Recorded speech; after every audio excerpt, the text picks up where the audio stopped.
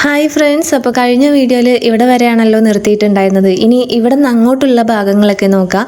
അപ്പോൾ മോള് റെഡിയാക്കി സ്കൂളിലേക്ക് വിടാനായിട്ട് ഞങ്ങൾ പുറത്തിറങ്ങി നിൽക്കുന്നുണ്ട്. റോഡ് സൈഡ് തന്നെയാണ് ഞങ്ങളുടെ വീടുള്ളത്. അതുകൊണ്ട് തന്നെ ഇവിടെ നിന്നാൽ മതി. വാൻ ഇതിലൂടെയാണ് പോകുന്നത്. അപ്പോൾ മോളെ സ്കൂളിലേക്കൊക്കെ വിട്ട് കഴിഞ്ഞതിന് ശേഷമാണ് ഞാൻ ഫുഡ് കഴിക്കാറ്. അപ്പോൾ ദോശയും സാമ്പാറായതുകൊണ്ട് ഞങ്ങളുടെ ഫേവറേറ്റ് ആണ്. അടിപൊളി ടേസ്റ്റായിട്ട് തോന്നി. ഞാൻ വെച്ചത് കൊണ്ട് പറയുന്നതല്ല, ഇങ്ങനെയുള്ള ഐറ്റംസൊക്കെ ഞങ്ങൾക്ക് ഇഷ്ടമാണ്. അപ്പോൾ നന്നായിട്ടുള്ളത് നന്നായിട്ടുണ്ട് എന്ന് തന്നെ വേണമല്ലോ പറയാനായിട്ട്. പിന്നെ കഴിച്ചു കഴിഞ്ഞിട്ടാണ് ഉച്ചയ്ക്കുള്ള ചോറിനുള്ള അരിയൊക്കെ കഴുകിയിടുന്നത്. സാധാരണ ഞാൻ അങ്ങനെ തന്നെയാണ് ചെയ്യാറ്. ഉണ്ണാൻ വരാനാവുമ്പോഴേക്കും ചോറും കറിയൊക്കെ റെഡിയാക്കി വെക്കും. അപ്പോൾ നേരത്തെ കാലത്തെ എല്ലാ പണികളും ഒരുക്കേണ്ട കാര്യമില്ല.